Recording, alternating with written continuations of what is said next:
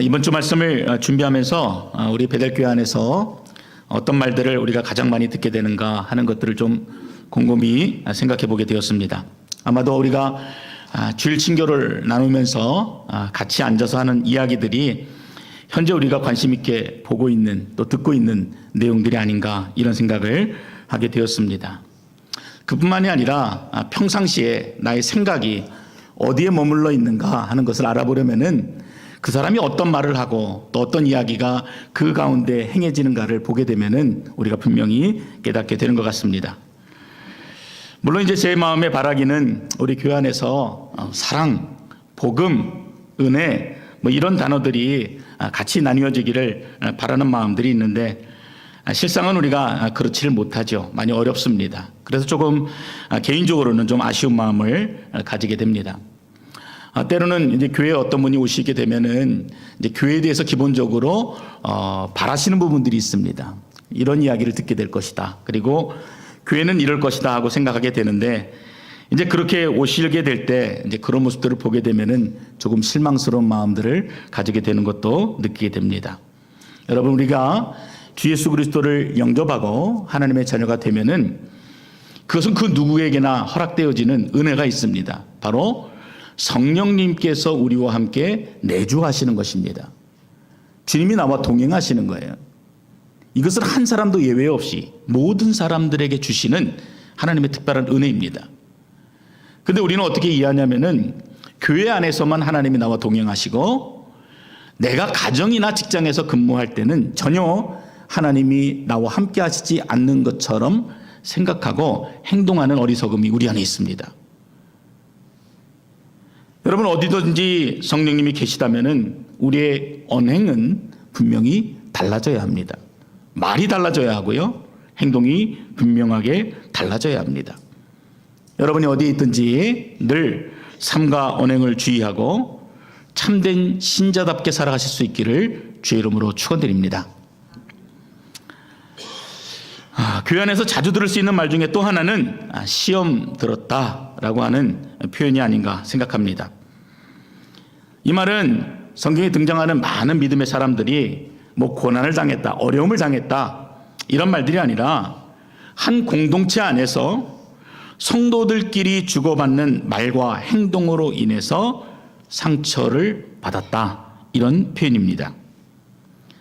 요즘에는 이게 좀 더 확대가 된 것 같아요. 그래서 교회를 통해서 내가 시험을 받았다 이런 이야기도 듣게 되고 또 목회자에게 시험을 받았다라는 이야기도 많이 듣고 심지어는 설교 말씀을 들으면서도 시험에 들었다라고 할 정도로 교회 안에는 시험을 받았다는 사람 천지입니다. 그래서 그런지 성도들에게 인기 있는 찬양은 그런 내 마음을 아시고 또 그 상처를 어루만져 주시고 위로해 주시는 이런 종류의 찬양, 이런 이야기들의 노래들이 우리 간에 불려지고 들려질 때 뭐라 그럽니까? 내가 은혜 받았다 이렇게 불려지고 또 그렇게 표현이 되어지는 것 같습니다. 그러나 엄밀히 말하면은 그런 주제들로 불려지는 노래들은 찬양이라고 할 수가 없습니다. 구원받은 성도들의 삶을 노래하는 이러한 종류의 노래들은 가스펠송, 복음성가다 이렇게 우리가 구분할 수가 있는 것입니다. 그럼 찬양은 무엇입니까? 오직 유일하신 하나님 한 분만을 높이고 또 그분만을 합당하게 경배하여 높여드리는 것을 찬양이라고 그렇게 합니다. 자, 다시 우리 얘기로 돌아가서 그럼 시험 들었다, 시험 받았다 하는 말들이 가지고 있는 또 다른 의미가 있습니다. 여러분도 아시겠지만 이러한 말들은요 대부분 이 사람의 마음의 상태가 어떠한가를 잘 보여주는 표현이기 때문에 그렇습니다. 설교 말씀을 듣다가도 그 말씀이 내게 시험이 되었다라고 하는 것은 그 마음을 되짚어서 보면은 하나님의 진리에 대해서 불편한 마음이 들었을 때, 내가 수긍이 되어지지 못하고 이해가 되어지지 못할 때, 그리고 듣기 싫고 받아들이기 싫을 때 내 안에서 표현되어지는 그런 반응이기 때문입니다. 그래서 찰스 스펄전 목사님은 예배자들의 마음을 이렇게 진단합니다. 사람들이 예배를 드리면서도 은혜 받지 못하는 것은 은혜 받기 위한 수고를 하지 않기 때문이다. 이렇게 말합니다. 그들은 밀을 좋아하지만 밭에 나가서 그 밀을 따고 또 수확을 해서 그 밀을 빻으려고 하지 않고, 그들은 옥수수를 얻게 될 터인데도 그것을 모으기 위해서 들판에 나가 하는 수고를 마다한다. 이렇게 말하는 것입니다. 여러분, 예배는 그런 의미에서 보면은 그냥 가만히 앉아서 부모가 맛있게 잘 요리해서 잘 씹어서 소화 잘 시킬 수 있도록 만들어서 그냥 떠먹여주는 수동적인 형태가 결코 아닙니다. 수고를 드려야 해요. 때로는 마음의 심한 시험을 당해야 하는 것이 예배입니다. 더 정확히 말하면은 말씀을 들을 때 당하는 시험은 시험이 아니에요. 성령께서 내 마음에 깨닫게 해주시는 것이고 나의 잘못된 부분들을 하나님이 지적해 주시는 것이기 때문에, 그럴 때 우리가 마음을 열어서 그 음성 앞에 온전히 순종하는 적극적인 형태의 예배가 우리에게 필요한 것입니다. 그래서 예배를 드리다가 마음에 깨닫게 되어지고 심하게 부담이 된다 그러면은 하나님이 내게 말씀하시는 그 강력한 메시지라는 그 연결이 우리 안에 있어야 하는 것입니다. 여러분이 예배를 조금 더 온전하게 들으시기를 원한다면은 여러분이 수고를 하셔야 돼요. 적극적으로 예배 가운데 나가셔야 됩니다. 마음을 여시고 하나님이 내게 말씀하실 때, 저 말을 들으면서 내가 시험을 받는 것이 아니라 그 말씀이 나에게 주시는 하나님의 말씀을 깨닫고 겸손하게 엎드리고 복종할 수가 있어야 하는 것입니다. 그러면 이 시험이라고 하는 단어가 무엇인지를 우리가 좀 살펴보고, 또 성경이 이 시험을 어떻게 말하고 있는가를 좀 함께 살펴보아야 합니다. 최후의 청교도 신학자라고 알려진 이 존 오웬은 이 시험에 든다는 것에는 이 두 가지 특징이 있다라고 이렇게 분류를 해놨습니다. 첫째는 사단이 평소보다도 더 열심히 일할 때, 이때 우리가 시험이 든다는 것입니다. 평상시에는 잘 공격 안 하는 것 같은데 우리가 좀 은혜 받는 자리 좀 가려고 하면은요, 예배를 드리거나 뭔가 집회를 가거나 또 한편으로는 예배를 마치고 집에 갈 때 사단이 본격적으로 우리 마음에 시험을 줍니다. 그 받았던 은혜들을 한순간에 걷어가 버려요. 평상시에는 그냥 들을 수 있는 이야기들도 그럴 때는 그 이야기가 비수같이 내 마음에 찔려서 상처를 받고, 그리고 그 미운 마음으로 집으로 향하게 됩니다. 그리고 또 하나의 특색은 우리의 마음이 미혹의 덫을 벗어날 수 없는 경우를 말합니다. 우리는 대개의 경우 특별한 어려움 없이 유혹을 떨쳐버릴 수 있습니다. 그런데 때때로 두 갈래의 길을 만나게 되고, 이것들을 잘 결정하지 못하면은 이것도 아니고 저것도 아닌 그 중간 지점에서 그냥 어정쩡하게 서 있는 자기 자신을 발견하게 되는 것입니다. 예를 들어서 얼마 전에 이제 교회 차량을 좀 교체하는 것과, 그리고 차량을 좀 수리해서 타는 것이 어느 것이 더 비용적으로 절감이 되는지를 알아보기 위해서 자동차 세일즈맨을 만났습니다. 근데 이 세일즈맨이 이제 이 일을 시작한 지 얼마 안 돼서 많이 미숙한 거예요. 제가 원하는 답을 가져오지 못하고 만나면은 엉뚱한 이야기만 하는 것입니다. 그뿐만 아니라 자꾸 전화 오고요. 그리고 좋은 오퍼를 가지고 있지도 않은데 자꾸 만나자 그러고 나오라 그러고 뭐 귀찮게 하는 것입니다. 하도 전화가 오니까 집사람은 그냥 그 사람 전화가 오면은 그냥 안 사겠다 이야기하고, 또 아니면은 다른 딜러샵에 좀 알아보겠다 이렇게 얘기하라 그러는데, 제가 좀 그런 말을 잘 하지를 못해가지고요, 그냥 전화를 계속 듣고 있었던 거예요. 시간은 시간대로 지나고 또 이런저런 말을 듣다 보니까 더 거절하기가 어려워진 것입니다. 여러분, 이것이 바로 시험 든다는 의미입니다. 사단의 특별한 열심에 우리가 미혹이 되어서 이러지도 못하고 또 저러지도 못하며 그 미혹으로부터 벗어나지 못할 때 그때 우리가 시험에 든다, 이렇게 말할 수가 있는 것입니다. 자, 그러면은 이 시험을 성경에서는 어떻게 표현하는가를 좀 살펴보아야 합니다. 성경은 이 시험이라고 하는 이 단어를 세 가지로 구분해서 표현합니다. 헬라어로 페이라스모스라고 하는 단어인데, 똑같은 단어가 문맥에 따라서 하나는 유혹으로, 하나는 시험으로, 또 어떨 때는 시련이라고 하는 단어로 사용이 되어집니다. 먼저 유혹은 영어로 이야기하면 temptation 이렇게 번역이 되어져 있는데, 오늘 본문 14절에 기록되어 있습니다. 각 사람이 시험을 받는 것은 자기 욕심에 끌려 미혹됩니다. 여기서 말하는 시험은 유혹이에요. temptation이에요. 누가 유혹합니까?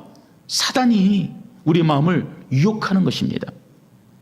인간을 넘어뜨리기 위해서, 그래서 멸망으로 치닫도록 우리를 이끌기 위해서 사단이 우리를 넘어뜨립니다. 유혹입니다. 은혜 받고 마음이 풍성해서 집으로 돌아가는데, 그 마음에 그 몽졸이 그 은혜를 빼앗기 위해서 사단이 우리를 유혹하는 거예요. 탐욕의 마음을 주고 정욕적인 마음을 주어서 그 마음을 온통 빼앗아가는 것입니다.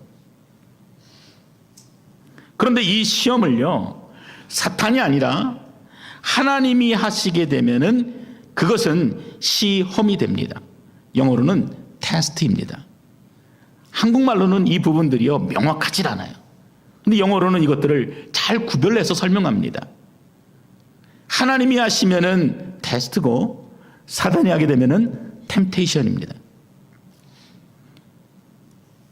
이 시험의 목적은 사단처럼 우리를 멸망으로 몰고 가고자 하는 것이 아니라, 이 시험을 통해서 우리의 믿음을 더욱더 견고히 하고, 또 우리가 온전히 신앙의 성숙을 가져오도록 하기 위해서 이러한 시험을 하나님이 우리에게 주시는 것입니다. 그리고 이러한 시련은 유혹과 시험이 혼란스럽게 닥쳐오는 모든 종류의 고난을 가리켜서 시련이라고 부릅니다. 12절에 이런 시련을 모두 극복하게 되면은 너희에게 생명의 면류관이 있을 것이다 라고 이야기하는데, 영어 버전을 보게 되면은 여기는 템테이션도 아니고 테스트도 아니고 트라이얼이라는 단어로 구별되어 사용하고 있는 것입니다. 여러분 조금 헷갈리죠? 그러나 여러분 성경이 그렇게 표현하고 있기 때문에 그래요. 그리고 이것은 이것이다, 저것은 저것이다 명확하게 구분할 수 없는 것이기 때문에도 그렇습니다.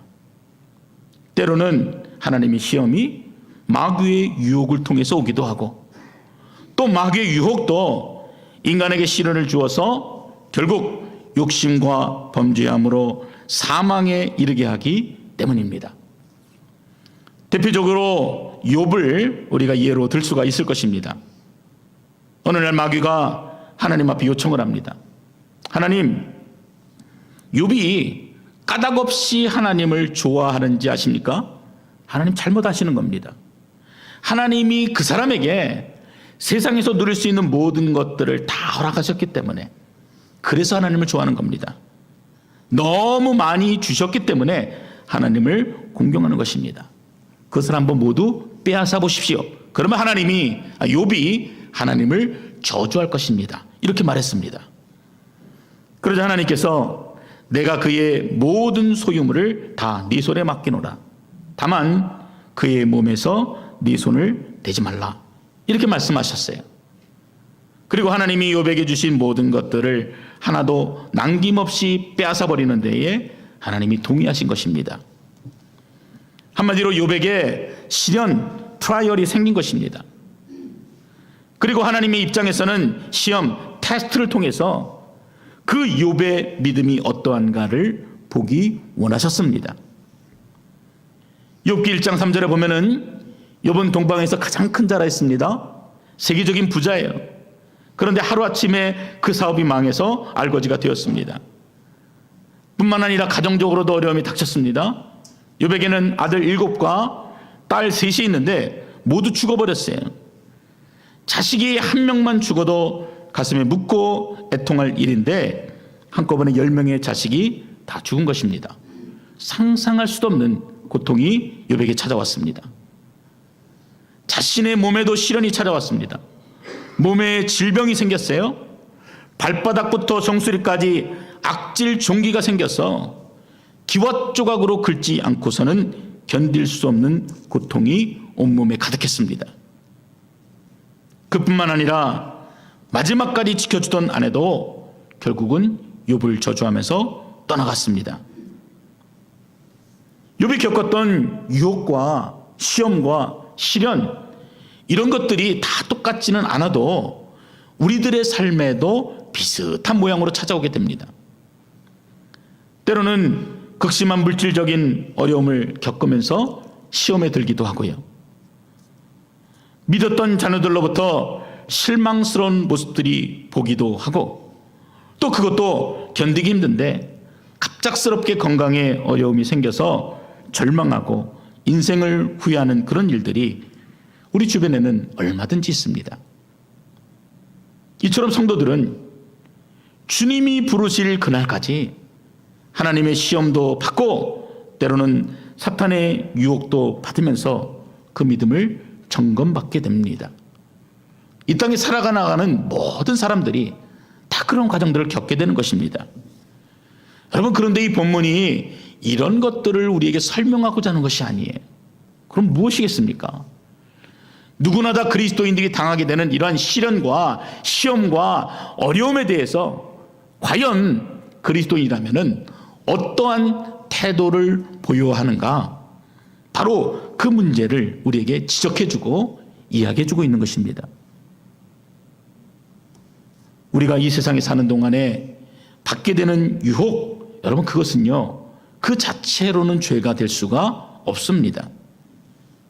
만약 유혹이 죄라면은 유혹을 받으신 예수님도 패배자이고 우리는 싸워보기도 전에 이미 패배자로 결정이 나버리기 때문입니다. 그러나 그것이 시험이든 시련이든 아니면 유혹이든 우리가 불완전한 이 세상에 살면서 겪게 되는 일들이기 때문에 그것에 대해서 내가 그리스도인으로 어떠한 태도를 취하느냐가 분명히 드러나야 한다는 것입니다. 그것을 말하는 것이에요. 최초의 인간 아담의 범죄를 보면은 유혹이 어떻게 죄가 되는지를 잘 보여줍니다. 성경은 아담과 하와가 뱀에게 유혹받았던 것을 죄라고 하지 않습니다. 그러나 그 유혹에 넘어가서 하나님을 의심하고 인간의 욕망이 그 금지한 선악과에 닿았을 때 그것을 가리켜서 죄라고 말합니다. 창세기 1장에 보면은 하나님이요 인간을 비롯한 모든 피조물들을 아름답게 창조하셨습니다. 그리고 2장에서는 그 만드신 모든 것을 인간에게 허락하셔서 인간이 그 모든 것들을 누릴 수 있도록 하시는 내용이 기록되어져 있어요. 제한하시는 하나님이 아니라 그 풍성하신 모든 것들을 허락하시는 그 감격적인 장면이 2장에 담겨져 있습니다. 그런데 하나님이 구별하신 것이 하나가 있습니다. 단 하나입니다. 동산 중앙에 선악과가 있는데 그 선악과 열매를 따먹지 말도록, 그래서 그 선악과를 통해서 창조주와 피조물이 어떻게 구분되어지는지를 유일하게 보여주시는 한 가지 징표를 남겨두신 것입니다. 그런데 3장에 들어가서 사탄이 하와를 유혹합니다. 하나님이 참으로 너희에게 모든 동산 나무 열매를 먹지 말라 하시더냐. 하나님 그렇게 말씀 안 하셨는데 마치 하나님께서 그 인간의 모든 자유를 억압하는 그러한 자로 바꿔버린 것입니다. 살짝 바꿔버렸어요. 그런데도 하와가 그 유혹에 넘어갔습니다. 먼저는 그 열매를 먹으면 먹지 말라 하셨는데 하와가 뭐라 그러냐면요, 이 열매를 따먹으면서 하나님이 그 열매를 먹지도 말고 만지지도 말라 하셨다, 이렇게 말을 바꿔버렸습니다. 굉장히 하나님의 명령을 자유가 아니라 무거운 명령으로 바꿔버렸어요. 그뿐만 아니라 하나님은 그 열매를 먹으면은 반드시 죽으리라 하셨는데 하와가 그 열매를 먹으면은 죽을까 하노라. 다시 말해서 이 말은 죽을지도 모른다 라는 말로 하나님의 말씀을 약화시켜 버렸습니다. 한번 유혹에 넘어가니까 하나둘 계속해서 넘어지게 되는 것입니다. 그리고 평상시에 눈에 들어오지도 않았던 그 열매가 보암직하고 또 탐스럽게 여겨져서 결국은 그 열매를 따먹고 옆에서 어리숙하게 지켜보던 아담에게도 주어서 함께 먹어버린 것입니다. 이처럼 유혹이 있을 때 넘어가서 하나님을 향해서 의심하고 자신의 정욕을 성취하게 될 때 그것을 가리켜서 죄라고 말하고 있는 것입니다. 반대로 유혹이 왔을 때, 시련이 왔을 때 좋은 태도를 보인 예로는 요셉을 꼽을 수 있습니다. 요셉은 어려서부터 형들의 미움을 받았지요. 그리고 결국은 형들로부터 버림을 받고 노예 상인들에게 팔려버렸습니다. 요즘으로 말하면은 장기 밀매 하는 이런 단체에, 집단에 그렇게 쥐두새도 모르게 팔아버린 것입니다. 근데 시련이 거기서 끝나지 않았습니다. 좀 잘 나가려고 하니까 성적인 유혹이 다가왔습니다.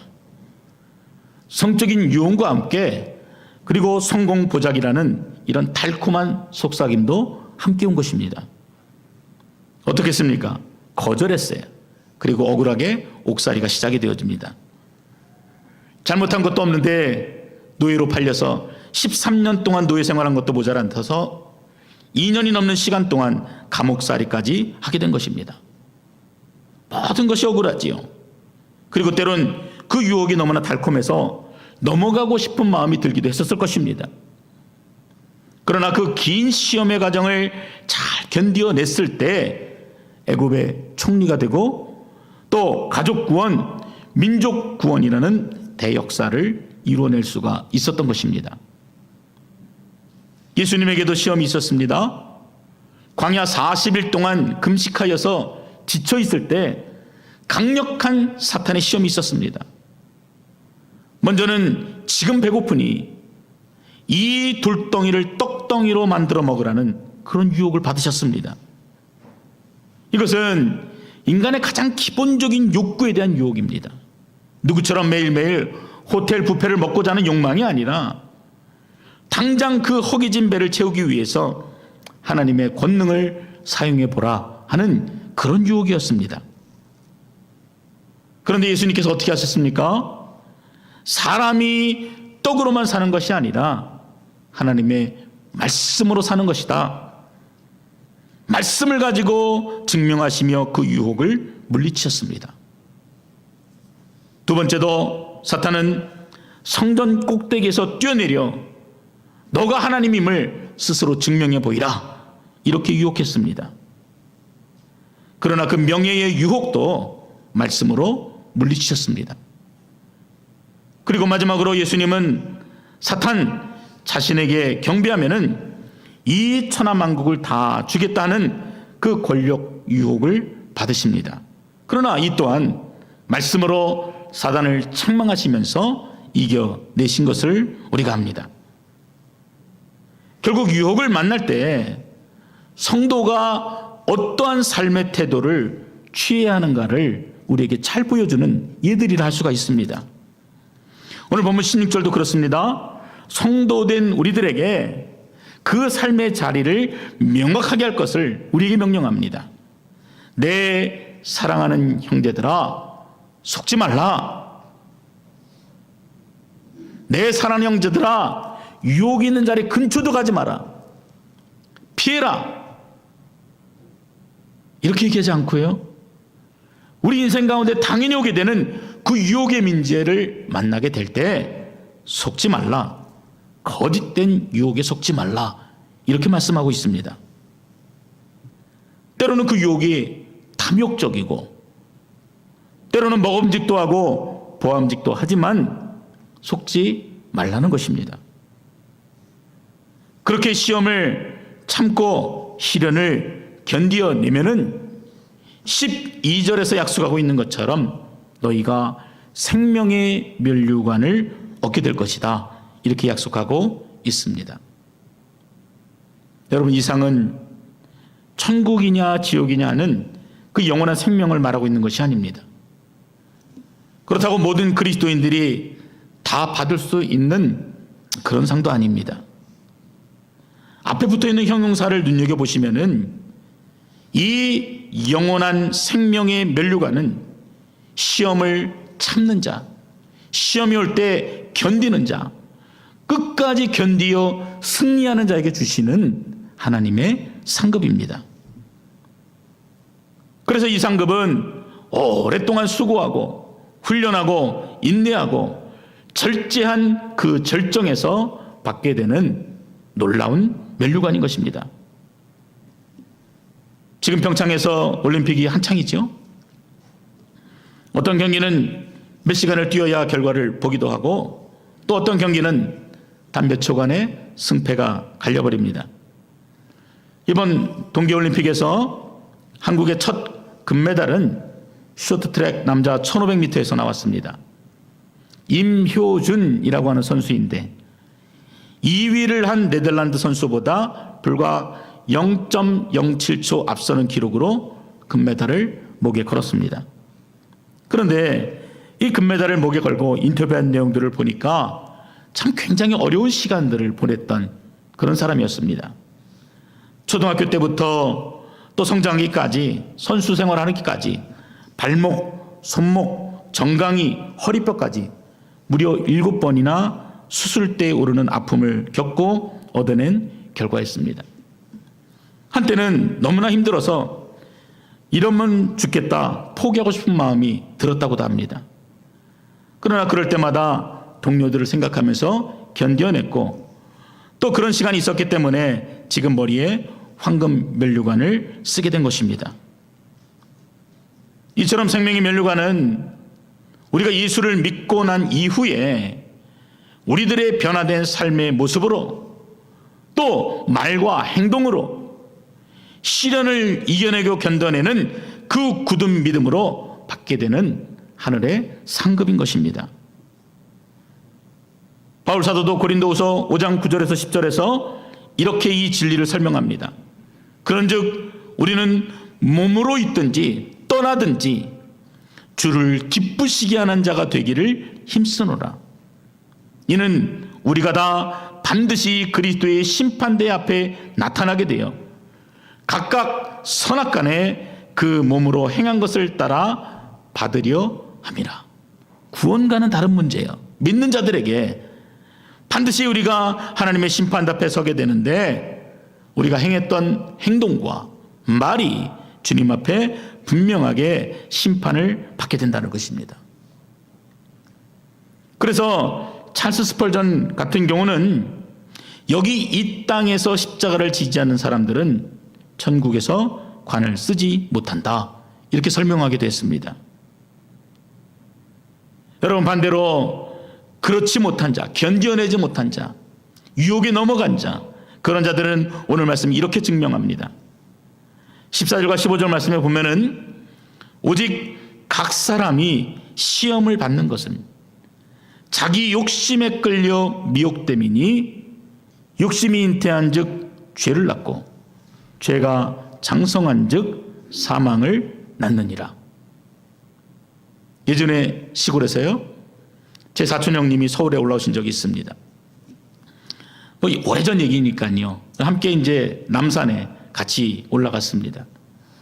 근데 지금은 그렇지 않지만 예전에 남산 8강정까지 올라가는 길목에는요, 소위 어리숙한 사람들 등쳐먹는 야바이꾼들이 많이 있었습니다.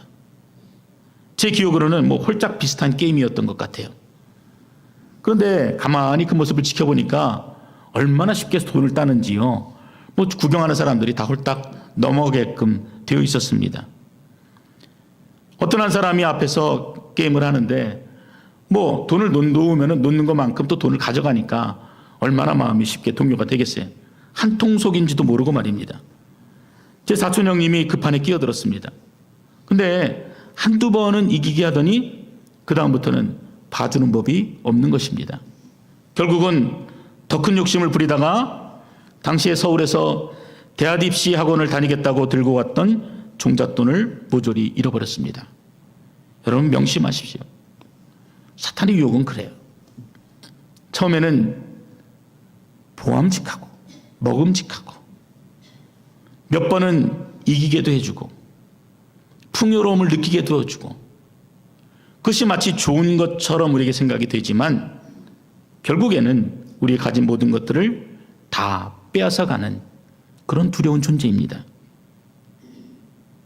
결국 욕심이 죄를 낳고 그 죄가 장성하여 사망에 이른다는 그 분명한 메시지를 우리가 주변에서 얼마든지 확인해 볼 수가 있습니다. 만약 삼손이 들릴라의 유혹에 넘어가지 않았다면 두 눈을 뽑힌 채 맷돌을 굴리며 죽어가지는 않았을 것입니다.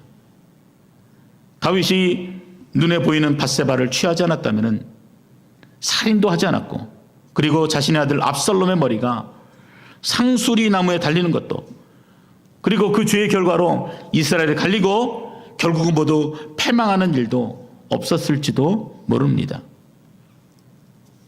하와에게 속삭였던 사탄이 오늘 우리에게도 속삭입니다. 뭐 어때? 그럴 수도 있지. 인간은 다 누구나 넘어지게 되어 있어. 끊임없이 하나님과 동행하지 못하도록 우리들의 마음을 미혹하고 내 말을 붙들고 나의 행동을 교만하고 악한 것으로 몰고 갑니다. 그러나 오늘 말씀은 그 마지막이 사망이다 분명하게 말씀하고 있습니다. 사랑하는 성도 여러분, 하나님께서 우리에게 시험을 주시는 이유는 우리 믿음의 자녀들에게 생명의 면류관을 주시기 위함입니다. 이 생명의 면류관은 이 시험을 이기고 견디는 자에게 주시는 하나님의 상급이라 했습니다. 저는 이 상급이 얼마나 영광스럽고 좋은 것인지 제가 가진 단어로 표현으로 여러분들에게 잘 설명할 수가 없습니다. 그래서 어떤 분이 이렇게 말씀하시더군요. 여보, 당신이 나를 만나서 복 받은 줄 아시오. 나를 만나서 이민을 오고 이민을 와서 예수를 믿고 하나님의 자녀가 되었으니 그것이 당신의 복이요. 맞잖아요. 근데 이것만 생각해도 가슴이 터질 것 같은 감격이 있는데 성경은 분명하게 시험을 이기는 믿음을 가진 자에게 생명의 면류관까지 약속하고 있습니다. 뿐만 아니라 성경 곳곳에서는 선한 싸움을 싸우고 믿음을 지킨 자들에게는 의의 면류관을 주겠다. 복음을 위하여 모든 것을 절제한 자에게는 썩지 아니할 면류관을 주겠다. 그리고 기꺼이 즐거운 마음으로 맡겨진 양도를 잘 돌보는 자들에게는 영광의 면류관을 함께 주겠다라고 약속합니다. 어떤 모습으로든 유혹이나 시험이 올 때 속지 말고 믿음으로 잘 극복하셔서 그 말로 다 할 수 없는 하늘의 상급으로 가득한 삶을 사시기를 주님의 이름으로 축원드립니다.